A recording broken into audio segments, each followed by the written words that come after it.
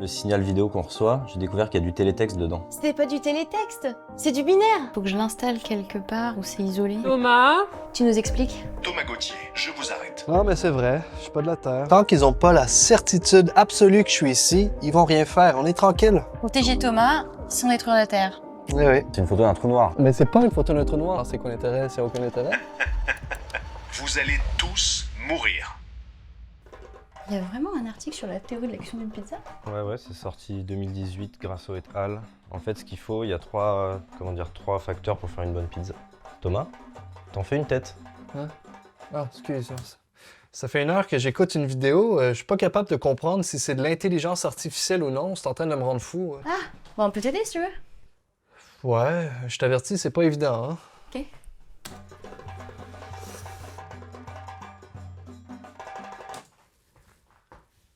Qu'est-ce que t'en penses? C'est de l'intelligence artificielle. Ah ouais.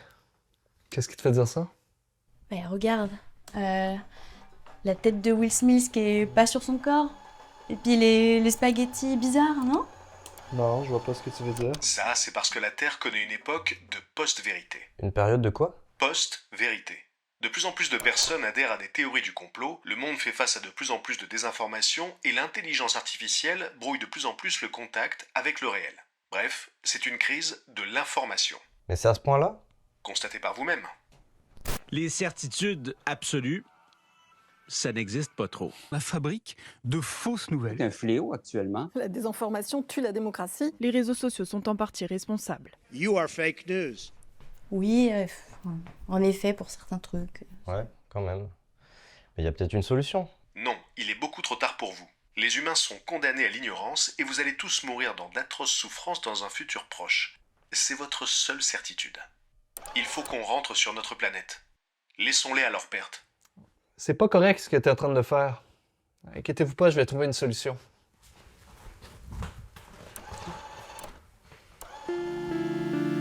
Shaika, Alessandro et Jessica, Tiffany, Samboy et Thomas aussi. C'est le Vortex, c'est le Vortex, réunis pour préparer notre rencontre avec de nouvelles formes de vie extraterrestres. C'est le Vortex.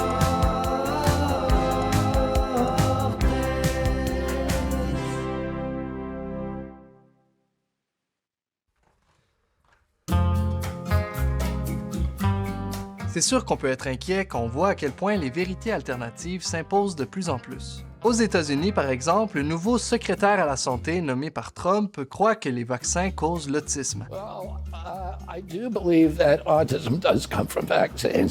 Théorie qui a pourtant été démontrée d'innombrables fois comme étant fausse. Mais ça sert à rien de paniquer parce qu'il y a justement des gens dont le métier c'est de nous donner une information fiable et de qualité, j'ai nommé les journalistes. Le seul petit problème, c'est que les journalistes n'ont pas tellement bonne réputation. Que ce soit au Québec ou en France, c'est seulement environ 1 personne sur 3 qui dit leur faire confiance. Ok, donc la première étape pour se sortir de la crise de l'information, c'est de rétablir le lien de confiance avec le journalisme. Et pour ce faire, rien de mieux qu'un peu de perspective historique. Salut tout le monde! Bonjour et bienvenue à ma présentation. Comment ça va ce soir? OK. Donc,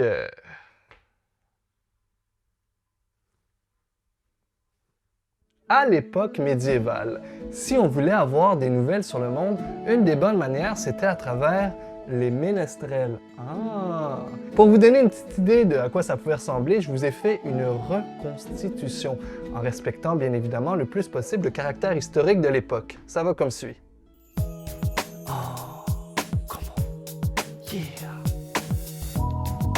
Bébé, le roi a fait une sieste, et on va tous mourir de la peste, Les taxes viennent d'être dupliquées. Maryse était une sorcière, on l'a brûlée.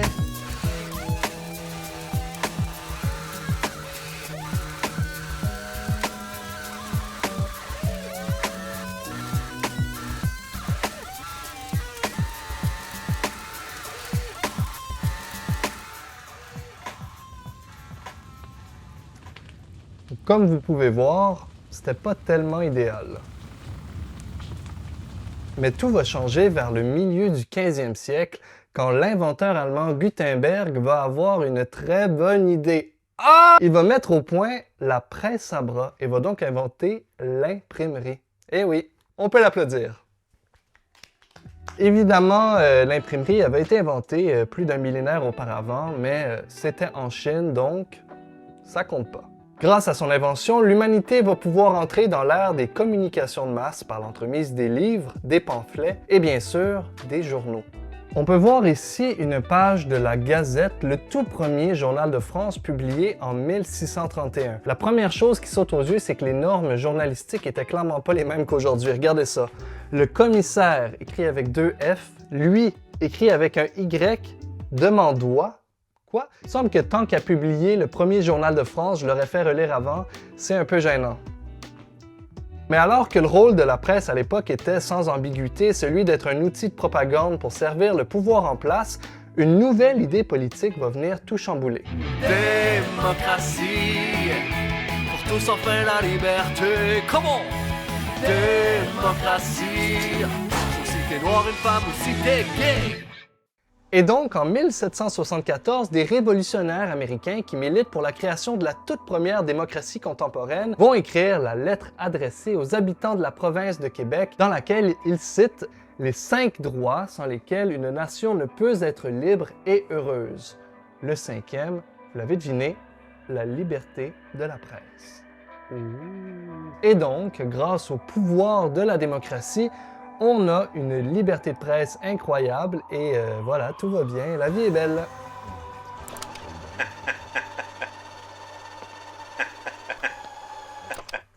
Vous avez la liberté de la presse? Vraiment, laissez-moi vous montrer ce que vos propres dirigeants en pensent. Nous avons une presse qui ne cherche plus la vérité. Il y a plusieurs journalistes, je pense, qui ne font pas état de tous les faits.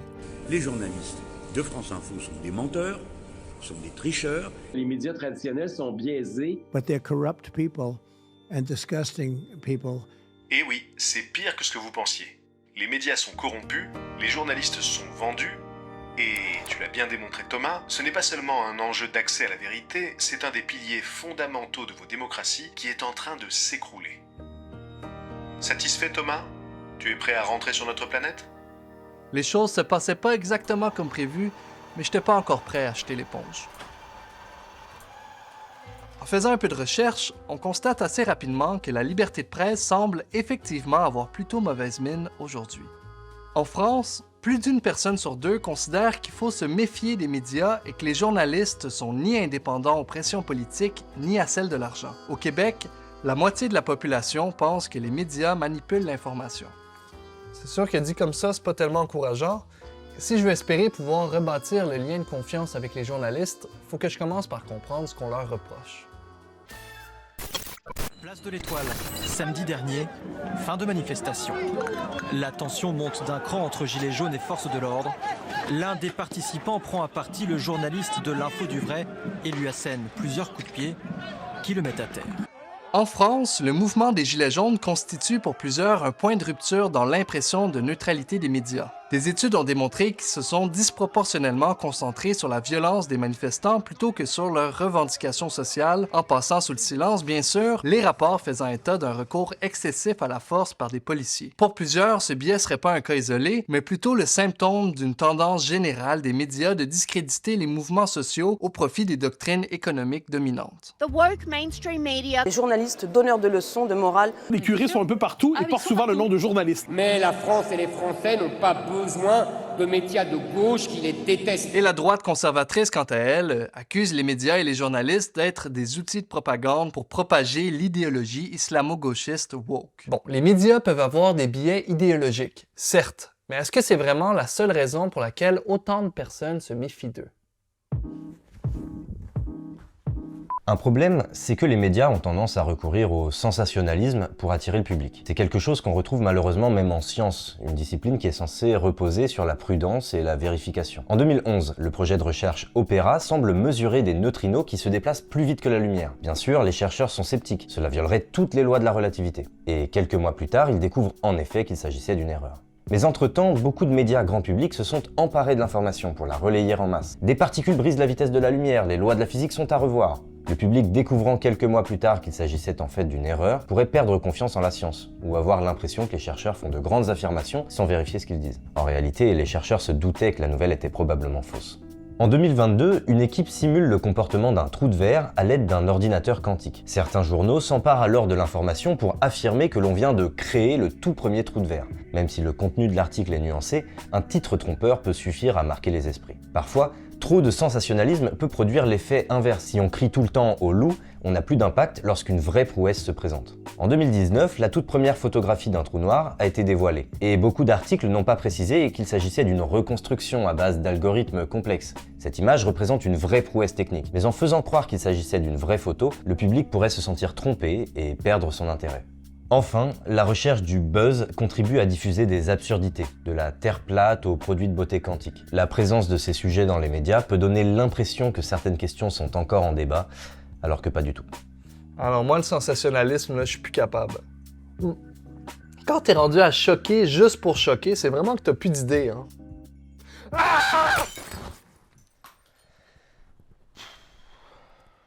Mais comment est-ce qu'on a pu en arriver là?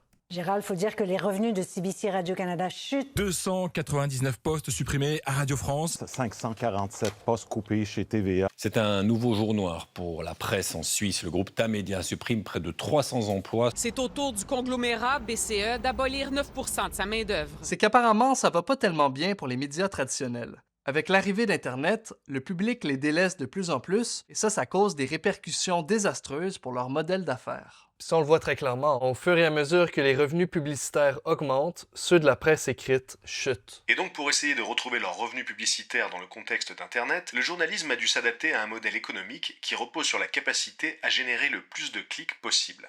Ouais, mais en même temps, ce que l'onglet Tendance YouTube démontre, c'est que le contenu qui fonctionne sur Internet est invariablement un contenu d'une qualité incroyable. Je vois pas tellement pourquoi c'est négatif. Laisse-moi t'expliquer. Tout d'abord, les médias d'information ont commencé à produire de moins en moins de contenu original, considéré comme trop coûteux à produire. Ça s'est reflété dans les salles de presse, où, au fur et à mesure que les revenus diminuent, on supprime des postes de journalistes. A l'inverse, ils sont entrés dans une course effrénée pour produire le plus d'articles possible, peu importe la méthode. En France, alors que les médias propagent la moitié des événements en moins de 25 minutes, 64% de ce qu'ils publient est du copier-coller pur et simple. Certes, les médias font ce qu'ils doivent pour rester rentables, mais cette stratégie a créé un environnement anxiogène qui amplifie l'exode du public. Alors que l'augmentation de la fatigue informationnelle se généralise en Occident, de plus en plus de personnes perdent l'intérêt envers l'actualité. Ok, donc les médias d'information sont comme pris dans un cercle vicieux. La perte de leurs revenus cause une perte de la qualité qui fait fuir le public, qui recause une perte des revenus. Et la spirale va continuer jusqu'à ce qu'ils trouvent un équilibre entre un contenu qui est certes dénué de toute valeur qualitative, d'originalité et de rigueur, mais qui est rentable. Attends, mais les gens peuvent pas juste arrêter de s'informer. Entre la crise climatique, la montée du fascisme et l'augmentation des inégalités, c'est pas les enjeux qui manquent. Comment est-ce qu'on peut espérer régler quoi que ce soit si on n'est même plus capable de se parler? Peux-tu vraiment les blâmer, Thomas? En France, 11 milliardaires détiennent 80% de la presse. Aux États-Unis, le milliardaire propriétaire de l'empire médiatique Fox News fait à lui seul basculer la population américaine vers la droite. Au Canada, la compagnie Meta, qui accapare le tiers des revenus publicitaires d'Internet, a bloqué l'accès aux médias d'information sur l'ensemble de ses plateformes. L'information n'est plus qu'un outil au service d'une poignée d'ultra-riches. Il n'y a rien de honteux à détourner le regard quand on est confronté à sa propre impuissance. Il est temps pour toi de faire de même.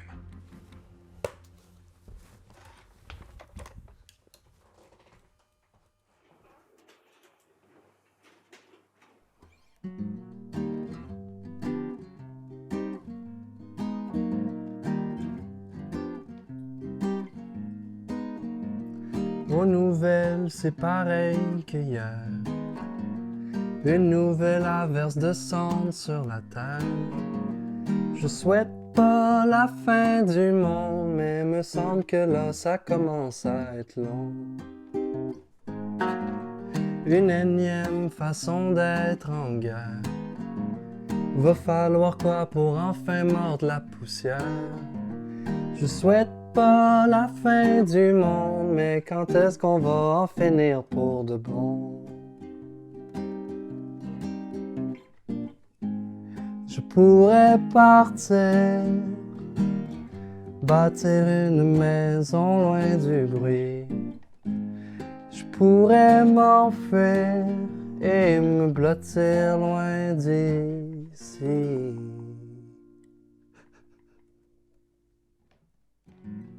Tout brûlé, je peux rien y faire. Je pars sans regarder en arrière.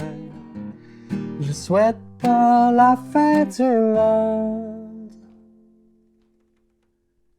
mais elle arrivera que je la regarde ou non.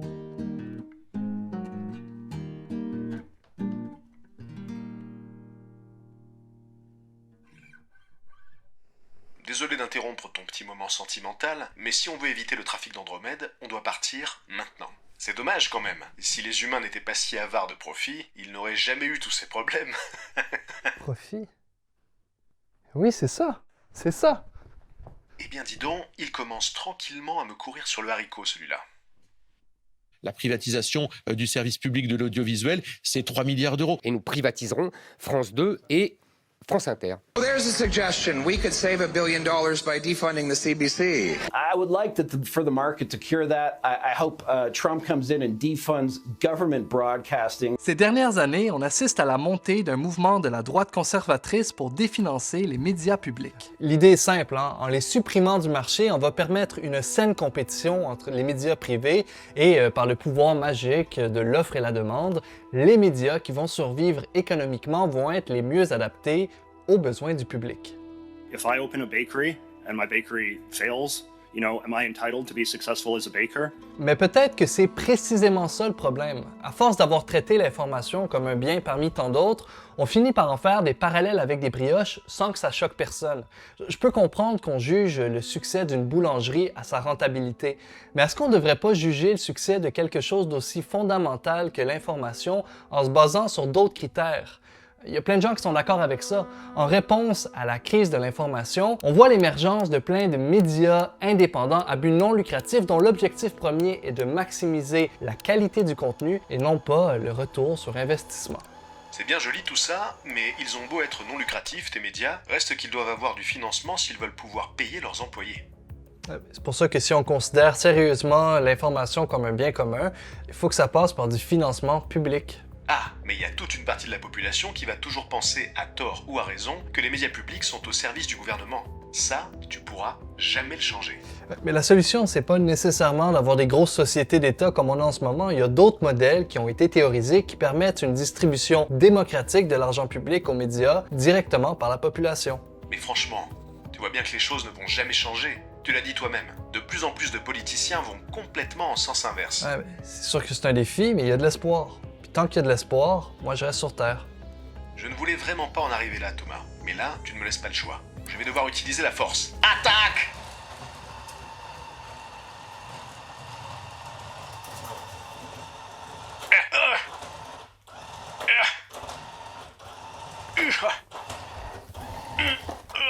Non! Ma seule faiblesse! Comment as-tu deviné? Maudit sois-tu, mécréant! Merci. Merci beaucoup. Ah non, mais c'était pas nécessaire. Ah oui, 2 bouquets. Ah, une pile d'argent, c'est beaucoup quand même. Faut que je fasse sortir un peu la vodka de mes yeux. Bravo, Gutenberg. On peut l'applaudir.